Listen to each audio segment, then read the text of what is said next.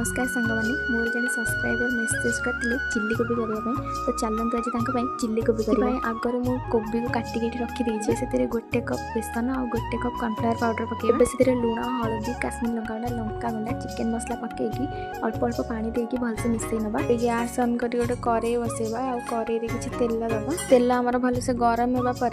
रखिथिबा कोबी को गोटी गोटी कर पकईदबा कोबी आमर भलसे छाणी हो जाए आम प्लेट को काढ़ीदबा सत कथा कह गले चिल्ली कोबी खाइया ए कोबी छणा खाइया मत बहुत भल लगे आपण मन को भल लगे ना कमेंट निश्चय करेंगे मु सबुतक कोबी को यह भाव में छाणी रखी देती एवं गोटे कड़े किसी तेल नवा से दबा अदा रसुण छेचा को किसी समय भाजी नवा काटिक रखिवा कैप्सिकम आउ पियाज को पकईकी आउ किसी समय भाजवा एबे आम एथिरे किसी टमाटो सॉस और किसी चिल्ली सॉस पकईकी भलसे मिसई नवा मझे मझे पानी भी दौथे ना तल फुट लगे स्वाद अनुसार लुण पकईवा आगुरी छाणिक रखिवा कोबी को एथिरे पकईकी भलसे मिसई नवा शेष गोटे चामच कॉर्नफ्लावर पाउडर रे किसी पानी मिसईकी एथिरे पकईकी भलसे मिसई नवा तापर रेडी हो चिल्ली कोबी आपण मैंने भी यहाँ घरे निश्चय तैयारी करेंगे केमती लगे मत कहे।